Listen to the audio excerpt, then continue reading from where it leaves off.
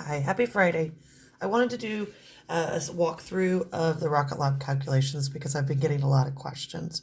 Number one, you can take a picture of your calculations with your phone. Please turn the flash on because it makes it easier for me to blow it up and read it.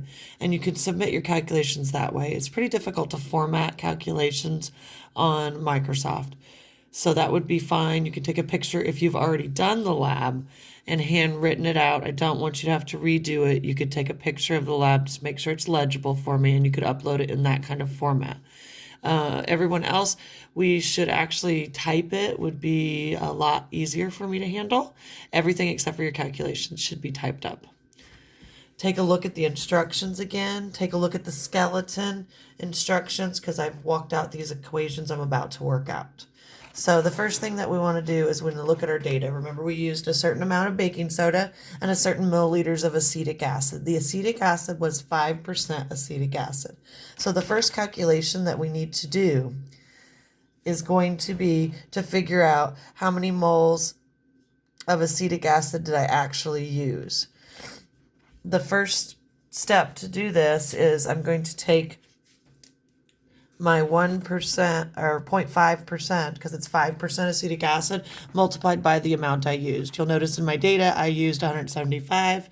So I just simply multiply 0.05 times the milliliters I used. Then I need to multiply it by the density. The density of acetic acid is 1.05 grams per milliliter, and this will get me to a format to allow me to go to moles. So then I would multiply it by 1.05 grams per milliliter. And then finally, I need to get to moles. How do I get to moles? I use the molar mass of acetic acid. So if you recall, acetic acid has a formula of HC2H3O2. And so the molar mass can be calculated by adding up the individual atoms off the periodic table and multiplying them by their number and adding it all together to get the molar mass. The molar mass that I got of acetic acid was 60.06 grams. Again, I just looked at the periodic table. I took 4 times 1.01 because there were 4 hydrogens total. And I continued with this. If you have trouble with molar masses, you need to look up separate YouTubes on that. That was done in the beginning or first semester, and you can see me for any questions you have on that. So the first number that's going to go in here is going to be 60.06. Okay, so again, I multiply by everything on the top, divide by everything on the bottom. I wind up with, in my particular first run or sample, I have 0.153 moles of acetic acid that I used. That gets me through to the first calculation, but remember, we have to do a limiting calculation. In order to do a limiting calculation, I need to use the setup that is also on there. I can do this several ways. You can do from 1 moles to grams of the baking soda and see how much you have versus how much you need. You can do it in a number of ways. I decided to go ahead and just go straight to moles of carbon dioxide in this calculation because that's what I need in the next calculation, and I'm all about saving time. So in this case, because I have the moles of acetic acid used, I'm going to use the balanced chemical equation. And I'm going to figure out how many moles of carbon dioxide would be used. Because it's a 1-to-1 ratio, it's going to be the same moles. And I'm going to compare that to the if all of the baking soda was used. So the baking soda, I used 7.52 grams. I need to get that into moles. So again, I have another molar mass that I need to calculate. And so to calculate the molar mass of baking soda, I just simply added up all its components, and I got 84.01 for the molar mass of baking soda.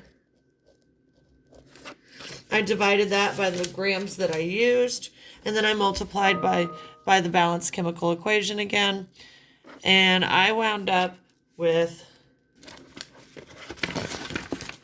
let's scoot it over, 0.0895 moles of CO2. To figure out which one limiting, I have to see which one limits or has the least amount of carbon dioxide. Well, clearly it's baking soda. Baking soda is definitely the limiting reagent by far in this case. So because baking soda is the limiting reagent, that is the amount of that's all the carbon dioxide that can be produced, is the amount of baking soda I used. So now we need to look at number 3. We've already calculated it. Number 3 is just the answer of the limiting reagent here. Okay, finally, in number 4, it wants to know if we used all the space, say that when you put your finger over the bottle and you shook it, we're going to assume that all of that would have been pressure that built up before we sent the bottle down the way. So we first need to figure out how much space was in there for the carbon dioxide. So I know that the baby bottle holds, it's a 250 milliliter bottle, but they usually hold about 280 milliliters. So I subtract my 175 milliliters from the 280 milliliters, and I wind up with 105 milliliters. And then I would divide that to get liters. And I need liters because I'm going to use this in the gas laws equation. So this will give me my volume available. And so that's just talking about the volume available in the baby bottle. The next calculation I need to do is I need to figure out what the room temperature was. The room temperature was 74. I'm going to convert it to Celsius and then convert it to Kelvin because, again, we're using the gas laws. So I would say about 296 Kelvin for room temperature. All right. Finally, we're going to use that gas laws calculation. And it's PV equals nRT. My moles are up here in number 3. My volume I've already figured out. And we just talked about the temperature. So we have everything we need. The R value, I'm going to go ahead and use the ATM R value and then convert to PSI later. I only convert to PSI because we're used to PSI. So for me, I like to rearrange the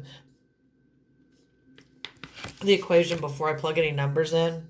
So I went ahead and divided both sides by volume, and I wound up with this equation here to drive the equation of what I really need, which is the pressure. So in this case, now I have everything on its side. I'm trying to find the pressure that would build up, and this assuming that while my finger's over the nipple, that all of that carbon dioxide is released right there. And so I'm going to plug in all the numbers from previously, and I'm going to find that the pressure is 20.07 ATM. And then the final step is to convert that to PSIs. And I'm converting it to PSIs just for comparison because your car tires have about 35.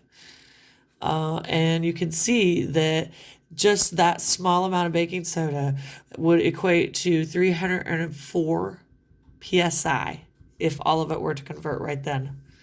And so this is why in many times that we have that nipple explode in this equation. If you have other questions, don't hesitate to email me and I will help you in any way I can. Have a great Friday.